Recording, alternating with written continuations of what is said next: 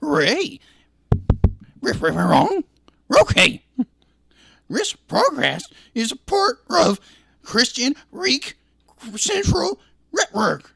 And Reek wrong. Hey, Scoop, what are you doing, man? I don't know. I'm supposed to be reading an ad. All right, hold on. Give me it. Okay. All right. This podcast is part of the Christian Geek Central Network at ChristianGeekCentral.com. Cartoons, the animated frontier. These are the voyages of the Cellcast podcast.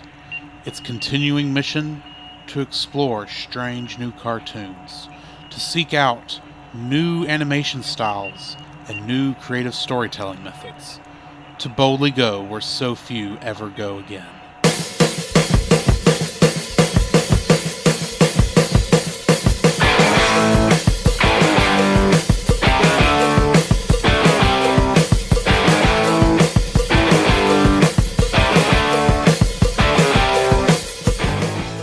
Hello and welcome to another episode of the Cellcast, The animated series. Joining me today is a man who keeps hearing these weird voices in his head. Welcome, Jacob. Did you hear something? I didn't hear a thing. Are you sure? Well, I may have heard something about a Samoflange. Why, thank you. Let me introduce our co-host, a man who just happened to step on a Samoflange. Welcome, Drew. It makes a weird croaking sound when you do that. It does. Considering I don't think it's a frog or a frug. Yeah, technically. That's like, what is it? That's the thing. They didn't even draw it. No, they didn't. How are you doing, Jacob? Man, I'm doing good. How are you? I'm doing good. So today we are reviewing Thundercats 2011 Season 1, Episode 5, Old Friends, which was directed by Yoshiharu Asahino and Sean Song. So for a little bit of trivia, in the beginning of Old Friends, Panther and Lion-O don't get along very well, obviously. Yeah. Tiger says, what is a Samoflange, which is very similar to what is said in the original Thundercats actors' outtakes, which are hilarious. Go check them out. They're actually very funny. Well, maybe not if you're a younger listener, Sonny. Don't listen to them. You might find it funny. Yeah, you'll. They get. Yeah, they're a little more adult than anything. Fair enough. Fair enough. Fair enough. Fair enough. So yeah, just don't do that. Not if you're an adult, go listen to it. It's funny. The younger in the flashback is shown to have two saber teeth, and a younger Panther is shown to have a tail, which is a very interesting. Well, when do Thundercats lose their tails? Because the kids have their tails. I assume that the other Thundercats maybe have tails, but they've got them like wrapped around their waists like the Saiyans do in Dragon Ball. That's true, but just the way the costume designs or their uniform design is just not fit for a big fluffy tail. So I'm presuming either the tail falls off or maybe it's a rite of passage. Maybe your tail cut off. It might be a rite of passage. Yeah. A very painful rite of passage. A little bit. Ow!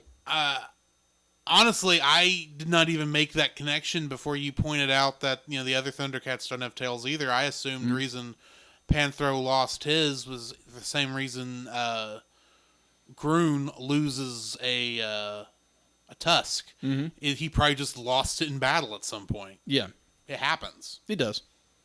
All right, so for a little summary, the team searches for Thundrinium and learns about Panthro and Groon's past. Well, we learn about Panthro and Groon's past. Yes. I don't know how much of this is actually communicated to the team. No, it's not, but it's very well communicated to us, the audience. Yes. We do get to finally see the flashback of how Panthro and Groon went their separate ways, let's say. Yeah. And also how Mum-Ra got released. Yes. Darn Groon, his ultimate power trip.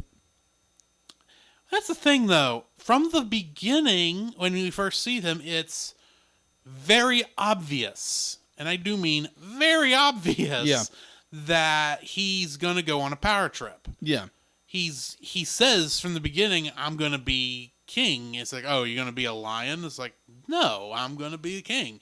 One way or another. Yeah. It's like, yep, you're definitely the bad guy. it's like, you're the bad guy from the beginning. Now, I understand maybe Panther thought, you're just joking around, blah, blah, blah. Mm-hmm. We know he's the bad guy because we already saw him do his true act of betrayal but way back in episode 2. But the fact that we actually get to see him release Mum-Ra on the world, I wasn't actually expecting we'd get to see that. I just assumed, Mum-Ra's released. Let's, oh well. Yeah. I am... Now, you've seen more of this than I have. Do we get any idea who Mum-Ra was before he became Mum-Ra? I assume there's more backstory to Mum-Ra. There's a lot more backstory to it. Other than being the mummified version of Skeletor. Pretty much. Pretty much. There's a much larger... They explained a lot of what, a lot of our backstory and why the Thundercats are who they are and why Mum-Ra's who he is and why he says what he says. It all comes full circle. Okay. Later on. I was just curious. Yes. But yeah, I mean, the story of these two brothers, in essence, brothers in arms, fighting and one betraying the other because he's finally getting what he's always wanted, which was power. It's a very powerful story. If I have a problem with it, it's the fact that it seems like while he's telling the story, everyone's waiting around for him to finish, including Groon right before the last that's true. fight. It's story time between us, and we're not really saying anything. It's just visual. Yes, and I'm sitting there going, can you at least be attacking each other while you're doing this so we can have it feels better that now we've come back and they're still in the middle of this fight. It's almost like they're like kind of reminiscing, like, what?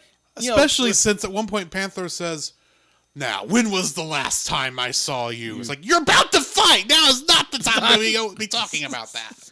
Yeah, but let's give exposition dump to our audience to let them know what's going on. It's like, y'all could have handled that a little bit better. Yeah. But, oh well. They kind of fit the food. Kind of was forced in there in a couple places. They spoon fed us all that information, but like at least they did it visually. It's not them just talking. Yeah, because the standard way this might have been done was they meet Panthro and for whatever reason they're setting up camp for the night and they're sitting around a campfire and Lionel's saying, Panthro, tell us what happened. Why exactly? Why did you disappear for so long? He says, well, it all started many, many years ago while we were in the middle of this fight against the lizard men, and me and Groon used a trebuchet, not trebuchet, that wasn't a trebuchet, a catapult to kill a bunch of lizards so they wouldn't kill your father. Yeah. What does that have to do? What does that have to do with anything? Yes. But it's told in a much easier. I'd be like, it's not that, because that could have been so that's the standard, boring and cliche. That would be the very cliche way of doing it. No, this is like, okay, we're going to have these series of flashbacks that Panther is going to get, but all these flashbacks are preceded by about 3 seconds of, and it's like, obviously, why do I hate you again? Oh, yes, this is why. Mm-hmm. Let me explain my reasons for anger. Yes. Also, this is a very serious episode. We must hide Snarf and the kids back in the Thundercats. Oh gosh, yeah. Mm-hmm. It's like we can't have them getting involved. And I'm sitting there going, "You really don't." Anyway, yeah. And then you get, was it the excavator, the driller, the driller? I couldn't remember the name. Driller. Of it. And it's like, oh look, here's a monster straight out of Power Rangers. In a way. Right. In a way, it's like... Because the minute that thing showed up, it's like, you're the one that Lion-O and the gang are actually going to have to fight. You're the one that Lion-O and the gang are actually going to have to fight, aren't you? Driller is actually an original character. He's from the original 1980s animated series, and his first appearance is from the episode Spinning Image. And he's a mechanical character. Like he's a robot. He drills.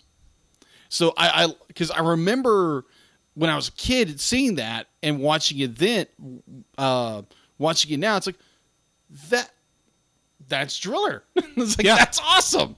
They actually did like a one-off character that was in a few episodes, 1 or 2 episodes.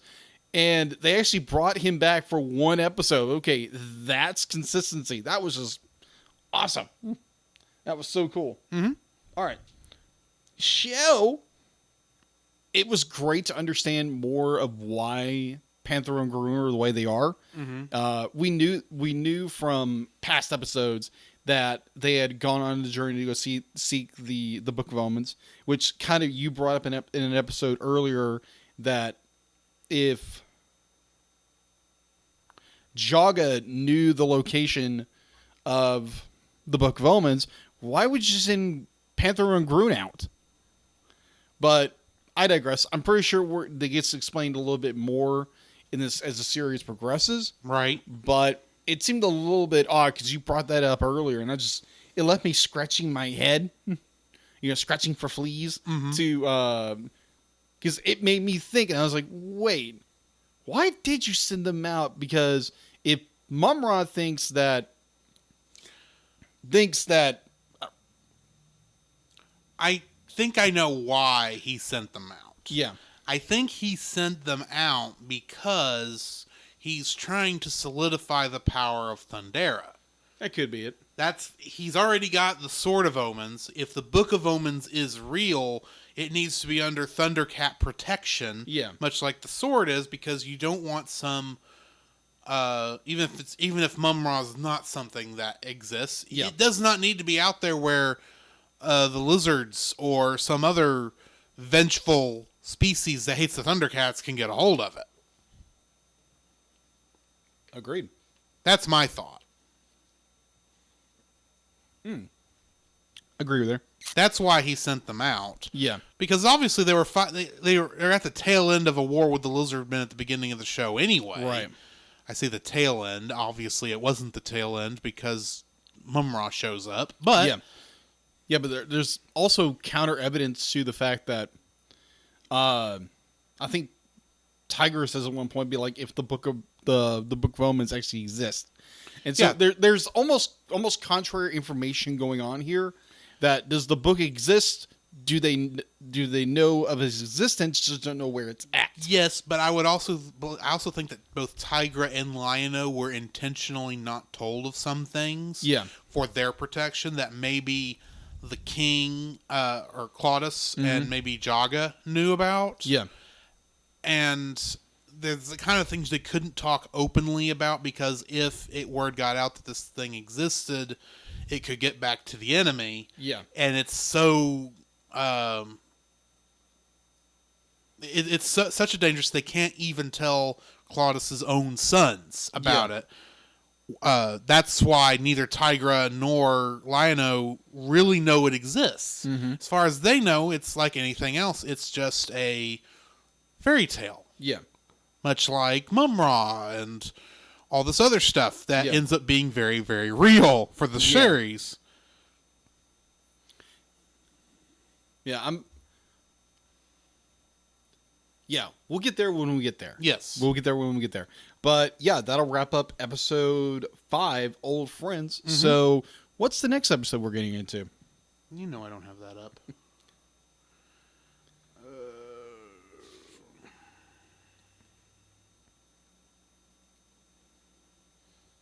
I've got it up right now. Do you want me to say it?